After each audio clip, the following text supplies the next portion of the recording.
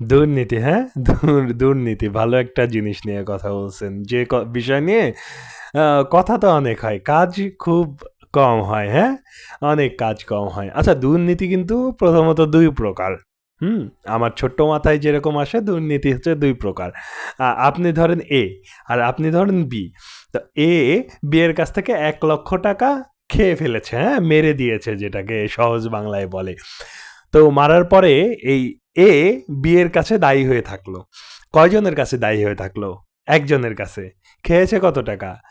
৳১,০০,০০০, হ্যাঁ? মেরে দিয়েছে আরকি। কত টাকা? ৳১,০০,০০০। আচ্ছা, একজন সরকারি কর্মচারী, হ্যাঁ? বা কর্মকর্তাই ধরুন, তাকে একটা সরকারি জিনিস কিনতে দেয়া হলো, যার দাম হচ্ছে ৳১০০, হ্যাঁ? সে হচ্ছে ওটা ৳১০১ বিল করলো। ৳১ খেয়ে দিল। কয় টাকা খেয়ে দিল? ৳১। কিন্তু দায়ী কতজন মানুষের কাছে? বাংলাদেশের ১৮ কোটি মানুষের কাছে। কারণ ওই ৳১ ভাগীদার বা ওই ৳১ মালিক বাংলাদেশের ১৮ কোটি মানুষ। তা খেলো কয় টাকা? ৳১, হ্যাঁ? কিন্তু দায়ী কত মানুষের কাছে? ১৮ কোটি মানুষের কাছে। কত টাকা হলে, কত টাকা হলে, কতটা সুখে থাকলে, কতটা বিবেক বুদ্ধি একদম মানে তলানিতে ঠেকলে ওই ৳১ জন্য ১৮ কোটি মানুষের কাছে ঋণী হওয়া যায়, হ্যাঁ? ৳১ বোঝাচ্ছি আমি জাস্ট বোঝানোর জন্য। খায় তো হাজার, হাজার শত, শত কোটি টাকা, এটা আমরা দেখি প্রায়ই, হ্যাঁ? কথাটা আসছে কি জন্য? ওই যে ৳১৫,০০,০০০ ছাগলের জন্য ইদানিং যে চলতেছে। ৳১৫,০০,০০০ ছাগল, আমি বুঝতে পারছি। আমি বুঝতে পারছি।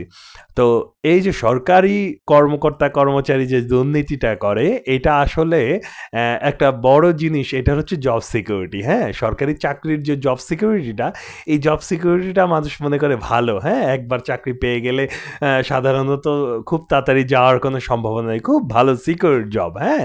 তো এই জব সিকিউরিটিটা আসলে ভালো না, হ্যাঁ? সরকারি চাকরিজীবীদের জন্যও ভালো না, আবার হচ্ছে দেশের জন্যও ভালো না। সরকারি চাকরিজীবীদের জন্য কি জন্য ভালো না, হ্যাঁ? বিসিএস ক্যাডারটা যদি বাদ দেন, বিসিএস ক্যাডারটা তো একটু হায়ার লেভেলের, ওইটা যদি বাদ দেন, যত সরকারি জব আছে, হ্যাঁ? ২য় শ্রেণী, ৩য় শ্রেণী, ৪র্থ শ্রেণী, বেতন কত? ১৫-২০ হাজার টাকা, ঠিক না? এই ১৫-২০ হাজার টাকার জন্য ৫ বছর, ১০ বছর, ৭ বছর বেকার থাকে, পড়াশোনা করে, জবের জন্য ট্রাই করে, হ্যাঁ? জবের জন্য যখন ট্রাই করে, বেশিরভাগ মানুষই কিন্তু বেকার থাকে, হ্যাঁ? তখন যদি একটা প্রাইভেটে ঢুকে এর থেকে বেশি বেতন পাবে। কিন্তু সে এত কষ্ট করে একটা সরকারি চাকরির জন্য, হ্যাঁ? যেকোনো ৪র্থ শ্রেণী পিয়ন হোক, কিন্তু সরকারি চাকরি লাগবে। তো সরকারি চাকরিতে তো এত টাকা নাই। কি জন্য হচ্ছে এত চায়? মনের মধ্যে এত সরকারি চাকরির দাবিটা কি জন্য? প্রথমত হচ্ছে জব সিকিউরিটি। হ্যাঁ? এই জব সিকিউরিটির জন্য মানুষ নিজের ভবিষ্যৎটা নষ্ট করতেছে। হইতে পারে সে বড় একটা ব্যবসায়ী হইতে পারত, বড় একটা প্রফেসর হইতে পারত, হইতে পারে যে সমাজে একটা বড় ইমপ্যাক্ট রাখতে পারত। কিন্তু সে এই সিকিউরিটি, জব সিকিউরিটির জন্য খেটে, খেটে এই অবস্থা। আবার আরেকটা জিনিস খারাপ হচ্ছে দুর্নীতির কারণে, হ্যাঁ? এই দুর্নীতি করার সাহস পায় কিভাবে? যে তার জবটা সিকিউর, সহজে যাবে না, হ্যাঁ? দুর্নীতি করেও ভালোভাবে ধরা খেতে হবে, না হলে সহজে যাবে না। কারণ সে জানে এই সরকারি চাকরিগুলোর হয় কি যে ট্রেনিং পিরিয়ডে, আমি জেনে শুনেই কথা বলতেছি, অনেক ডিপার্টমেন্ট আছে, আমি ডিপার্টমেন্টগুলোর নাম বললাম না। ডিপার্টমেন্টে যখন নতুন জয়েন করে, যখন তাদের ট্রেনিং হয়, তাদেরকে যারা ট্রেনিং করে তারা বলে যে আপনি সব করতে পারবেন, কিন্তু ধরা খাইলে কিন্তু আপনার জামিন নাই, হ্যাঁ? মানে ধরা খাইলে কেউ কাউকে চিনে না। ধরা খাওয়ার আগে আপনি সবই করতে পারেন। সরকারি কর্মকর্তা কর্মচারী হলে, এটা ট্রেনিংয়ে অনেকেই বলে। ট্রেনিং পিরিয়ডে কোন, কোন ডিপার্টমেন্টে আমি সেটা বলতে চাচ্ছি না। তো এই জিনিসটা তো আসলে না। আপনি ধরা খান আর না খান, যেটা দুর্নীতি সেটা দুর্নীতি। সেটা তো করা যাবে না। তা মনের মধ্যে একটা সাহস আসে। যেহেতু এভাবে বলছে ট্রেনিংয়ের সময়, তার মানে সহজে ধরা খাবো না, একটু করি, হ্যাঁ?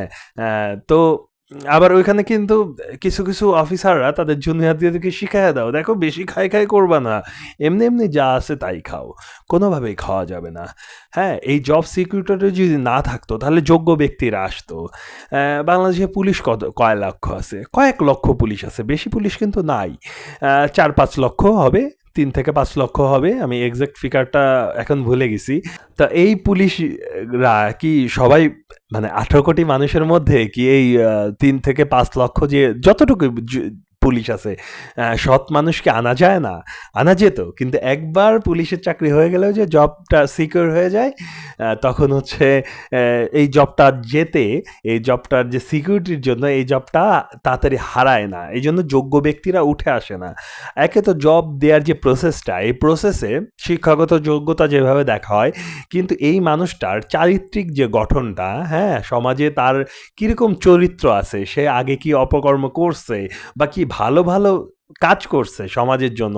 এখন একটা পুলিশ অফিসার হবে, সে মানুষের উপকার করবে, কিন্তু পুলিশ অফিসার ছাড়া কি তার মানুষের উপকার করার কোনো মন মানসিকতা আছে? সে মুখে বলবে যে আছে, আমি দেশকে সার্ভ করতে চাই।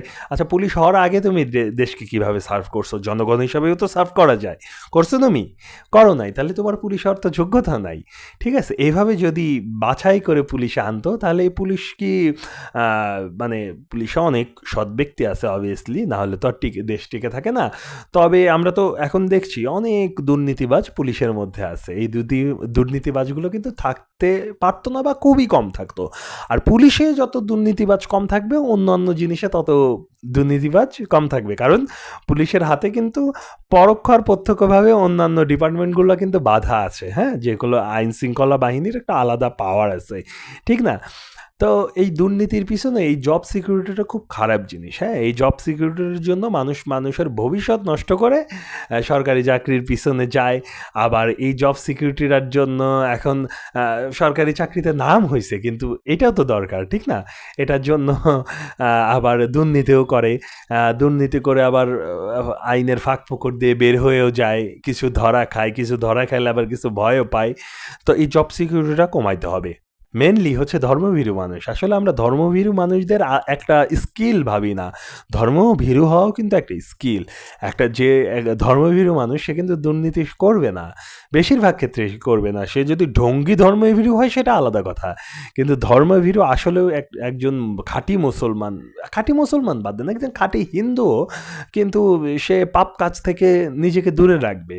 কারণ কি, সে তার ভগবানকে, তার খোদাকে সে কিন্তু ভয় পায়, যেমন একজন খাঁটি মুসলমান আল্লাহ তাআলাকে ভয় পায়, ঠিক না? তো ধর্মভীরু কিন্তু একটা স্কিল হওয়া উচিত চাকরি পাওয়ার ক্ষেত্রে, বিশেষ করে সরকারি চাকরি পাওয়ার ক্ষেত্রে, যেখানে এত কোটি কোটি মানুষের আমানত তাদের হাতে থাকে, ঠিক না?